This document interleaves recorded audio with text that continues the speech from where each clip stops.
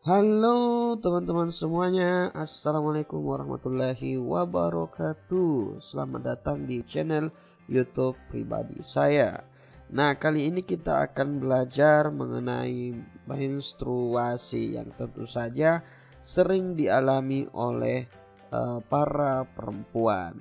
Sebelumnya kita sudah belajar tentang organ reproduksi pada wanita atau perempuan, yang dimana sebelumnya pasti kita mengenal adanya ovulasi ya, atau proses terlepasnya sel telur dari folikel.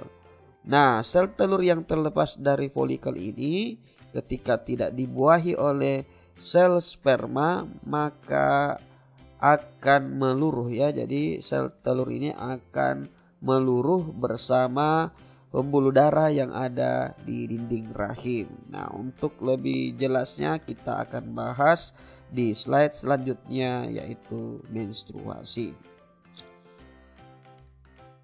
Baik teman-teman semuanya, sebelum kita lanjut, saya ingin mengajukan pertanyaan ya, kira-kira mengapa perempuan mengalami menstruasi setiap bulannya? Yang tentu saja hal ini seringkali dialami oleh para perempuan. Ya, betul jawabannya karena sel telur yang diproduksi oleh perempuan ini tidak dibuahi oleh sel sperma sehingga sel telur tersebut meluruh ya bersama pembuluh darah yang ada di dinding rahim. Nah, untuk lebih jelasnya kita akan bahas di slide selanjutnya. Baik, untuk pengertian menstruasi ya, menstruasi adalah suatu keadaan keluarnya darah, lendir dan sel-sel epitel yang menyusun dinding rahim. Jadi, secara pengertian, menstruasi adalah suatu keadaan keluarnya darah, lendir dan sel-sel epitel yang menyusun dinding rahim.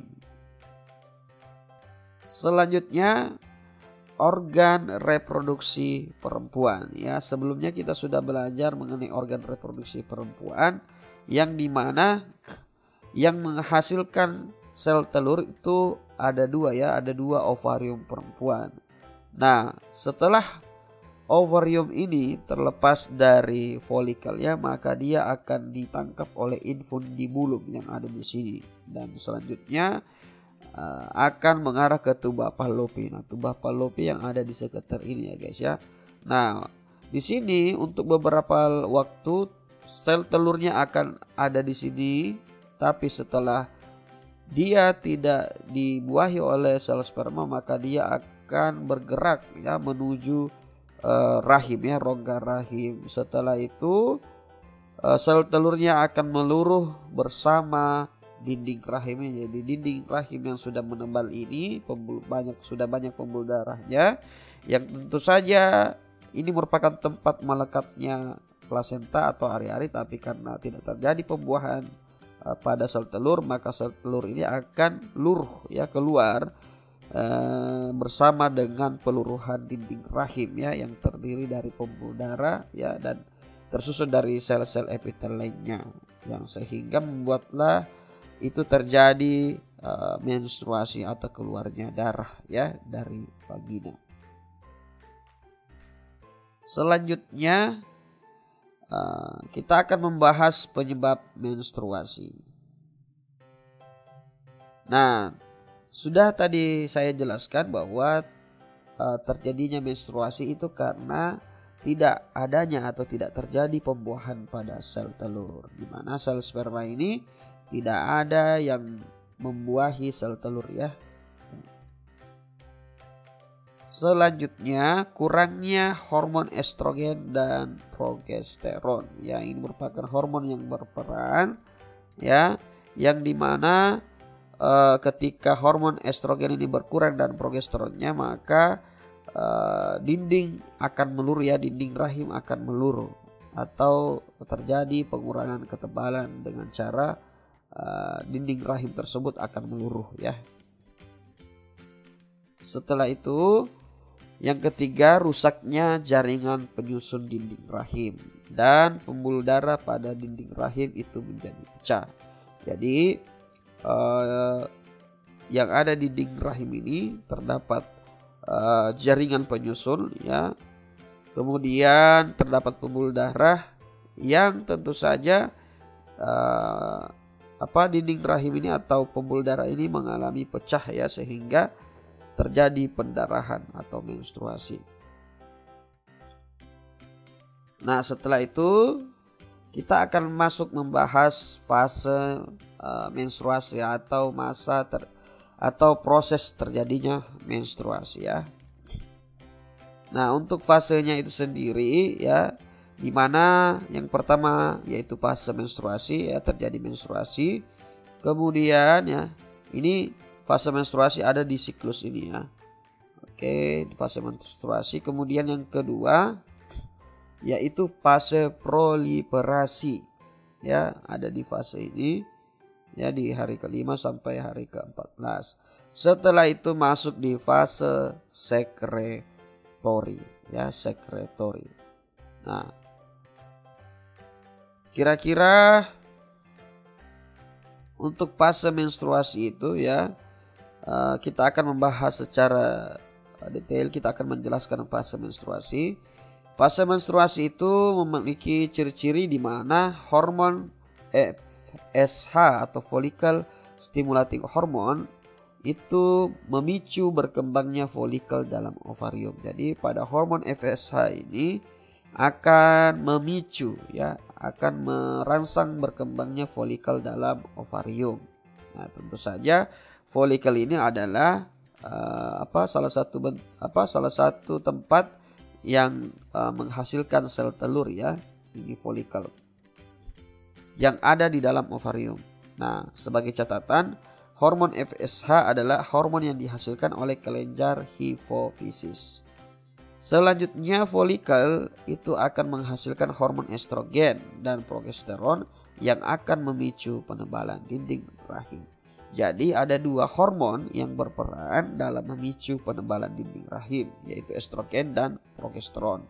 Jadi pada fase menstruasi ini, di lain sisi dinding rahimnya meluruh ya, tetapi dengan adanya folikel ini dia mencoba kembali memicu ya penebalan dinding rahim ya, karena dengan folikel ini menghasilkan hormon estrogen dan progesteron. Jadi setelah meluruh dinding rahim yang lama ya, selanjutnya karena adanya hormon estrogen dan progesteron yang kembali dihasilkan oleh folikel, maka akan kembali membentuk atau melakukan penebalan dinding rahim yang selanjutnya. Setelah itu fase proliferasi. Fase proliferasi ini di mana ciri-cirinya dinding rahim menebal yang bermanfaat untuk mempersiapkan tempat melekatnya embrio jika sel telur dibuahi oleh sel sperma ya. Nah, selanjutnya hormon estrogen memicu kelenjar pituitari atau hipofisis untuk menghasilkan hormon FSH dan LH atau luteinizing hormone. Jadi pada fase proliferasi ini terjadi peningkatan ya untuk hormon LH ya dan hormon FSH ya. Nah, selanjutnya produksi hormon LH meningkat dan memicu sel telur yang matang terlepas dari folikel. Jadi di sini di fase proliferasi terjadi ovulasi atau terlepasnya sel telur dari folikelnya. Itu disebabkan karena produksi hormon luteinizing hormon itu meningkat ya. Nah, di sini untuk fase proliferasinya teman-teman, di sini terjadi proses ovulasi ya. Nah, selanjutnya kita bahas fase sekretori. Fase sekretori di sini memiliki ciri-ciri di mana folikel asal telurnya itu akan berubah menjadi korpus luteum. Jadi folikel asal telur akan berubah menjadi korpus luteum. Nah, jadi folikel atau rumah sel telur, tempat berkembangnya sel telur itu, setelah sel telurnya terlepas dari folikelnya, maka folikel tersebut akan berubah menjadi korpus luteum. selanjutnya sel telur akan ditangkap Fimbriae dan bergerak menuju tuba Fallopi. Jadi pada fase sekretory ini sel telur mulai atau akan ditangkap Fimbriae dan bergerak menuju tuba Fallopi. Jika sel telur tidak dibuahi, maka korpus luteum akan merangsang tubuh agar tidak menghasilkan hormon estrogen dan progesteron. Jadi sel telur ini ketika tidak dibuahi, maka korpus luteumnya atau mantan folikel tersebut akan merangsang tubuh supaya tidak menghasilkan hormon estrogen dan progesteron. Sehingga ketika hormon estrogen dan progesteron tidak dihasilkan, maka tentu saja akan mengurangi atau tidak terjadi lagi penebalan dinding rahim. Kalau tidak terjadi penebalan dinding rahim, maka akan terjadi kerusakan jaringan penyusun dinding rahim dan pembuluh darah dinding rahim menjadi pecah. Setelah itu fase sekretory akan masuk kembali pada fase menstruasi. Nah, itulah tadi untuk fase menstruasi ya, yang dimana terdiri dari atas 3 ya. Yang pertama fase menstruasi itu sendiri, fase proliferasi dan fase sekretory ya. Selanjutnya kita akan membahas tentang bagian-bagian yang ada di dalam ovarium ya.